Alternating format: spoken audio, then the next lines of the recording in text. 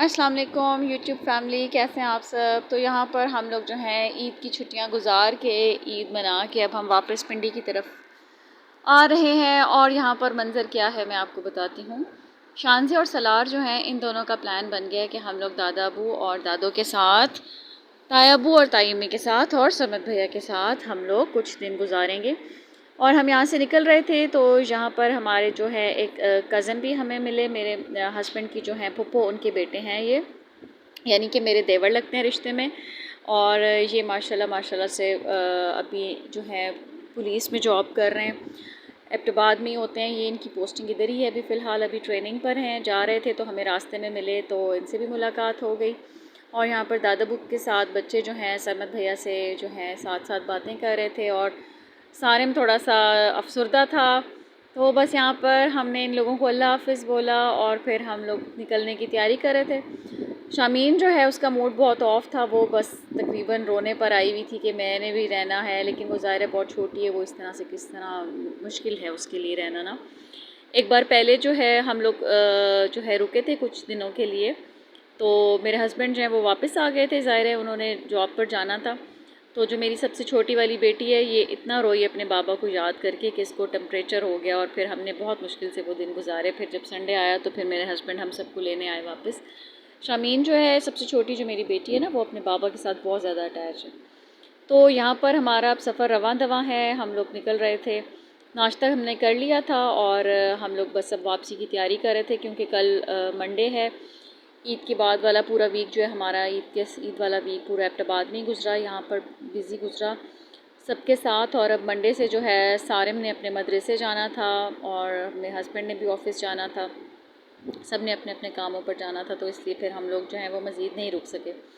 यहाँ फिर बच्चों को छोटी मोटी खाने पीने की चीज़ें दिलवा दी थी इन दोनों को, ये दोनों ही थे बस, कुछ उदास भी थे और कुछ मस्तियाँ भी कर रहे थे, बस मिला जुला इनका रुझान था कुछ।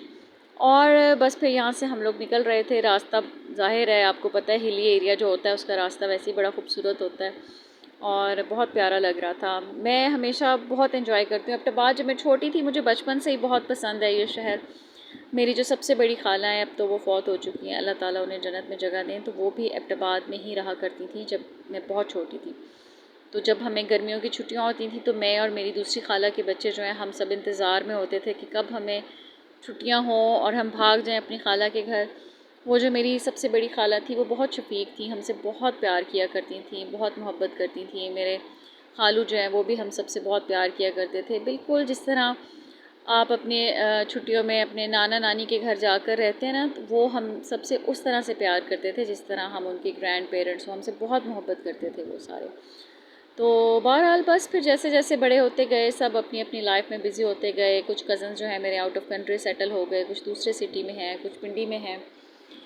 तो बस जहाँ पर सबका रिस्क लिखा हुआ होता है, जहाँ पर नसीब आपको ले जाए आपने वहाँ पर जाना होता है, ऐसा ही है ना। और आप ये देखें कितना खूबसूरत रास्ता है, पहाड़ कितने प्यारे नज़र आ रहे हैं। और साथ में धूप भी थी, अभी सुबह का टाइम है लेकिन इतनी ज़्यादा गर्मी नहीं थी, मौसम जो है वो बिल्कुल क्लियर था। जब हम आ रहे थे तो हमारी जो है एनर्जी का लेवल और ईद के लिए सबसे मिलना और सब कुछ जो है वो अलग एक लेवल था। और जब हम वापस जा रहे होते हैं तो आपको पता है जोश और जज्बा जो होता है वो बिल्कुल अलग होता है। ऐसा ही होता है जब हम किसी शादी पर भी जाएं या किसी इवेंट पर जाएं, किसी जगह पर हम जब जा रहे होते हैं ट्रैवल करने के लिए भी, जब आप जाते हैं तो जाते वक्त जो है आपका एनर्जी और आपका मूड सब कुछ डिफरेंट होता है, और वापसी पर जो है वो टोटली उससे ऑपोजिट होता है, ऐसा ही है ना। तो यहाँ पर भी बस आप देखिए नेचर जो है वो कितनी अच्छी लगती है ना, इंसान जितना नेचर के करीब हो उसको उतना अच्छी मतलब फीलिंग आती है।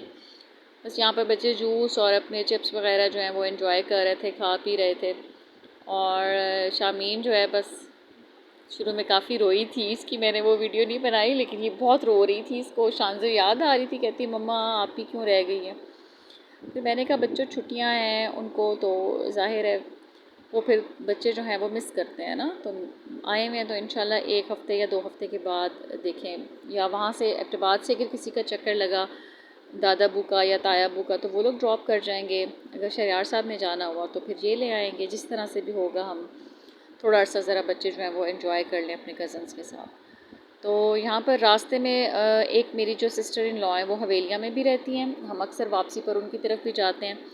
लेकिन इस बार हम लोगों ने सीधा घर जाना था क्योंकि हमें कुछ जाके पैकिंग शैकिंग सारी ओपन करके और कल की तैयारी भी करनी थी मंडे की। आपको पता है घर बंद हो फिर जाकर उसको खोलना, सारी चीज़ों को समेटना वगैरह देखना करना, इस चीज़ के लिए भी आपको थोड़ा सा टाइम चाहिए होता है।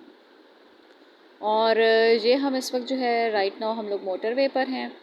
मोटरवे बड़ी पुरसुकून थी, बिल्कुल रश नहीं था, बहुत कम कम गाड़ियाँ थीं। और हम क्योंकि सुबह तकरीबन 8:30-9 बजे तकरीबन हम लोग निकले थे वहाँ से, आई थिंक 9 बजे का टाइम हो गया था।